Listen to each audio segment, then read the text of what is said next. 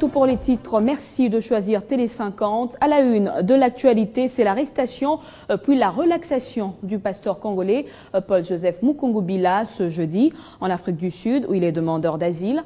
Dans le mandat d'arrêt émis contre lui, il est accusé de meurtre, agression intentionnelle avec circonstances aggravantes, destruction volontaire, détention arbitraire et illégale, mais il a été remis en liberté sous caution. Joseph Mukungubila Mutombo est l'instigateur des attaques menées en décembre 2013 dans plusieurs villes de la RDC. Fabien Lumbala. D'abord, les circonstances de l'arrestation de Joseph Mukungubila. Selon son avocat, les policiers sud-africains sont arrivés ce jeudi vers 6 heures du matin et ont escaladé la clôture de sécurité avant de l'arrêter. En croire l'agence France Presse, les policiers sud-africains ont indiqué agir sur mandat d'Interpol en vue d'une extradition vers la République démocratique du Congo.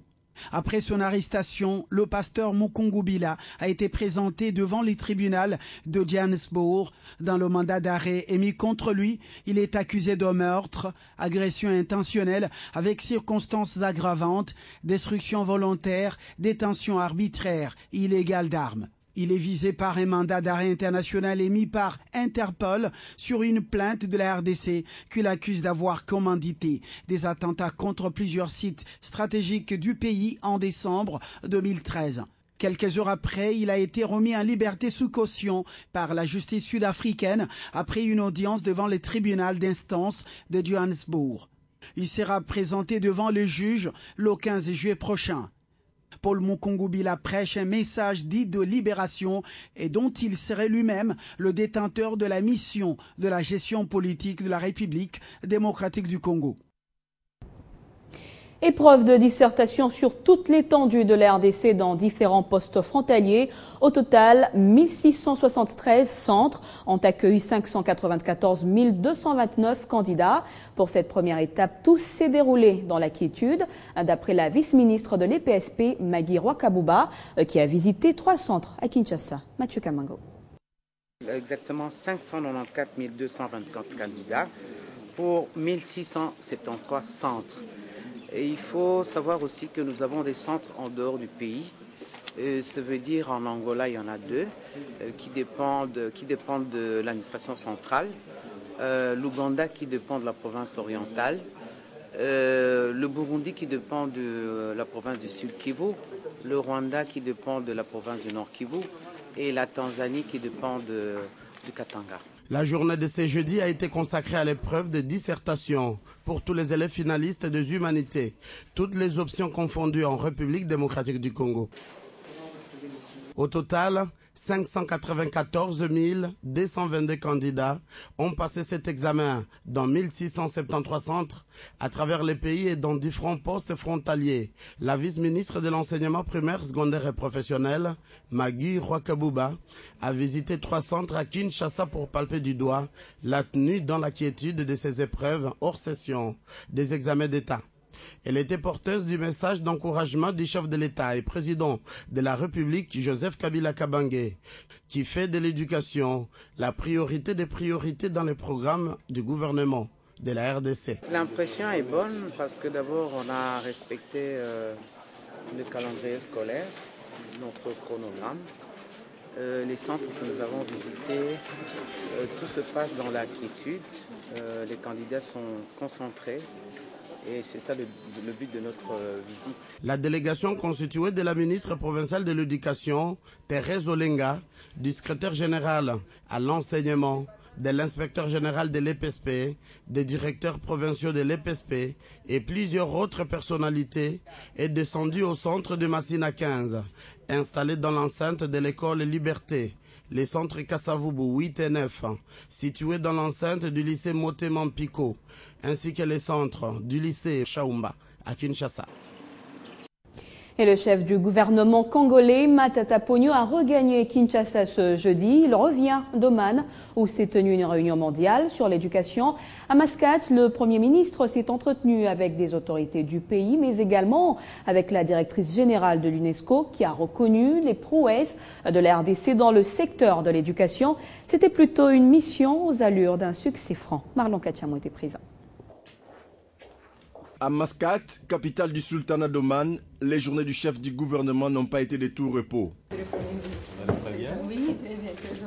Invité comme la plus haute autorité gouvernementale à la réunion mondiale de l'éducation pour tous, Matata Ponyo a maximisé son temps.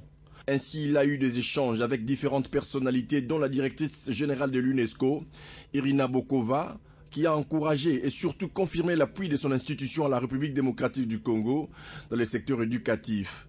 Les discussions entre les deux personnalités ont tourné autour du projet de construction des 1000 écoles lancé par le gouvernement congolais sous le leadership du chef de l'État Joseph Kabila Kabange. Monsieur le Premier ministre a partagé les ambitions du gouvernement dans ce domaine-là. Il a élaboré sur le projet 1000 écoles chaque année, la construction de 1000 écoles chaque année. Je suis très impressionnée par la compréhension, par je dirais la conviction que l'éducation rassure la durabilité de chaque développement. Avec le ministre des Affaires étrangères du sultanat d'Oman, il était question de la coopération entre les deux nations. Youssouf Alaoui confirme ici cette volonté de renforcer la coopération de son pays avec la République démocratique du Congo par l'installation dans les tout prochains jours d'une représentation diplomatique. Nous sommes accordés sur le fait que peut-être d'ici la fin de l'année, nous allons dépêcher une mission en RD Congo pour discuter de voies et moyens pour établir vraiment des rapports sur nos zones d'intérêt. La RDC, valablement représentée, l'image du pays est positivement vendue à l'extérieur et elle s'améliore à travers le monde. Dans l'actualité de ce jeudi, célébration de la Journée internationale de la famille. En RDC, la ministre du Genre, Famille et Enfants, Geneviève Inagossi, a tenu une journée de réflexion et d'échange avec les confessions et communautés religieuses sur la promotion et la stabilité de la famille. Un reportage d'Arlette Boutella. Les valeurs d'une société se fondent en famille. Et en RDC, la Journée internationale de la famille a été célébrée autour d'un atelier d'échange avec les représentants des églises et communautés religieuses sur la promotion et la stabilité de la famille. Autour des échanges, il s'avère que beaucoup d'hommes et des femmes s'adonnent facilement aux activités sexuelles avant et en dehors du mariage. Certes, parce que c'est une expérience attirante, mais peu s'imaginent les conséquences de ces pratiques. Nous allons faire un grand effort pour sensibiliser les gens à changer et à aider aussi nos enfants et surtout pour les problèmes aussi de dot, puisque nous exagérons. C'est pourquoi le gouvernement estime qu'il est impérieux d'associer les églises pour une sensibilisation plus large de la famille et de ses vraies valeurs telles que la dot, l'importance du mariage civil pour une famille mieux protégée et répondant aux normes d'État. Si dans la famille n'est pas restaurée, il sera difficile que la société soit restaurée. Nous, à l'Église, nous avons pour mission d'abord de restaurer l'Église, sur les plans spirituels, et les gouvernements sur les plans physiques et matériels. Nous avions abordé la cause de la famille, surtout comment nous pouvons vivre avec nos familles, comment nous pouvons vivre avec la société, et comment nous pouvons vulgariser les messages concernant nos familles. À la fin des échanges, des résolutions ont été prises pour répondre à la dynamique du gouvernement pour une société plus reluisante. 141 morts et 194 blessés, c'est le bilan qu'on retiendra des déraillements de trains de la Société nationale des chemins de fer du Congo à Katongola et Kabongo au Katanga le 22 avril et le 4 mai dernier. Le ministre des Transports, Justin Kalumba, a tenu à faire le point sur ces événements malheureux. Eh bien, ces accidents étaient dus à des erreurs humaines. Les conducteurs étaient en excès de vitesse et les wagons étaient surchargés. Il est à relever que jusqu'au 6 mai 2014, un total de 136 morts et 189 blessés a été décompté par la Croix-Rouge locale. C'est le bilan officiel après des enquêtes menées sur place au lieu du déraillement. Selon des informations transmises au gouvernement congolais par les missions d'enquête technique sur le drame de Katongola, c'est une faute du machiniste instructeur qui a été à la base de l'accident survenu le 22 avril dernier. À ce stade de l'enquête, les éléments recueillis permettent d'affirmer que la responsabilité immédiate de l'accident incombe au personnel de conduite et dans une certaine mesure au commissariat de police en charge de l'interception à bord du train. Pour éviter d'autres drames similaires, la SNCC prévoit des mesures urgentes, a assuré le ministre. À la lumière des leçons tirées de l'accident, la SNCC va procéder sans délai à la restructuration de sa police ferroviaire, au recrutement d'une société d'escorte de trains,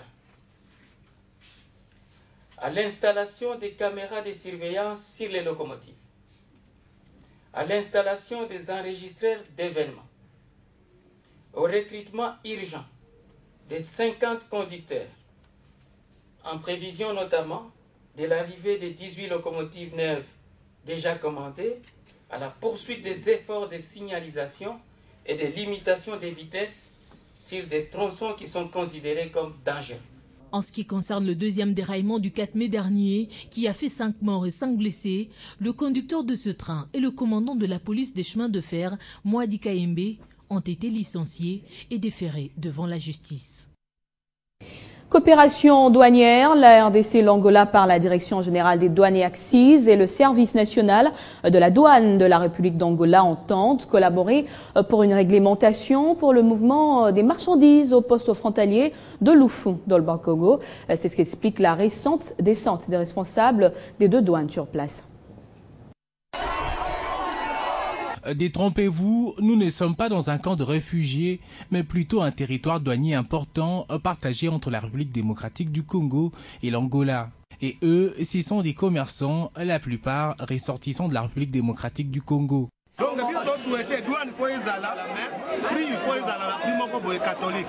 Cet homme qui en lingala, une des langues nationales du pays, a tenté de résumer les difficultés qu'il rencontre ici, est aussi commerçant. Difficultés qui s'expliquent notamment par l'état de la route qui accepte difficilement les petits véhicules. Une situation qui pousse les douanes de la République démocratique du Congo et celles d'Angola à réfléchir pour y remédier, d'où le sens de la descente en ce mois de mai d'une délégation conduite par le directeur général adjoint de la DGDA, Gabriel Mouepou, aux côtés d'une représentante de la douane angolaise. Visite qui intervient quelques jours après la signature entre les deux pays d'un protocole d'accord d'assistance mutuelle administrative. Ceci dans le but notamment d'une mise en œuvre des instruments efficaces de leur système de gestion de risque pour une plus grande sécurisation de la chaîne logistique internationale. Une démarche qui, pour le staff dirigeant de la DGDA, affiche la détermination à assouplir les conditions relatives à la circulation des marchandises en vue de la facilitation du commerce transfrontalier et de l'amélioration du climat des affaires en République démocratique du Congo. Parlons aviation dans ce journal, la compagnie aérienne équatoriale Congo Airlines a ouvert une agence à Kinshasa. L'inauguration a eu lieu ce jeudi par Fatima Beina, directrice générale de cette société qui est basée à Brazzaville. Le gouverneur André Kimbuta aussi pris part à cette manifestation. Et juste après cette cérémonie, nos reporters se sont rendus à l'aéroport de Maya où ils ont assisté à l'embarquement des premiers passagers de Kinshasa pour Dubaï. Grace Salambo et Dan Landou pour le reportage. C'est ici, sur l'avenue Mutombo Kachi, dans la commune de La Gombe, que se situe l'agence de la compagnie aérienne Equatorial Congo Airlines, inaugurée ce jeudi par sa directrice générale, Fatima Beina. Présent à cette cérémonie inaugurale, le gouverneur de Kinshasa, les membres de son cabinet et plusieurs autres personnalités venues du Congo-Brazzaville.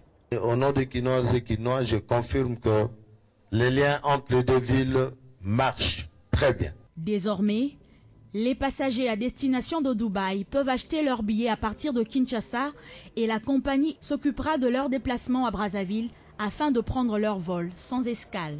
Et ce jeudi, les premiers passagers de Kinshasa sont visiblement satisfaits. La facilité d'aller à Dubaï, par écart, c'est un vol direct, or qu'avec les autres compagnies, il y a plusieurs escales qui sont parfois un peu longues.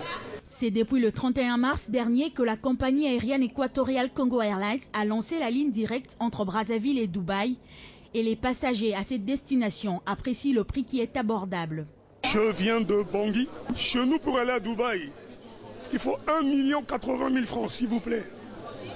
Mais quand je suis arrivé à Brazzaville, on m'a dit 243 000. Là, j'économise au moins 600 000 francs sur moi pour partir à Dubaï. Equatorial Congo Airlines dessert les lignes Paris, Cotonou et Douala au Cameroun. Bienvenue à bord. Et pendant ce temps, la société de télécommunications Tigo RDC a procédé ce jeudi à la 4e édition de certification de ses meilleurs vendeurs dénommée Tigo Sales School. Objectif aider mais aussi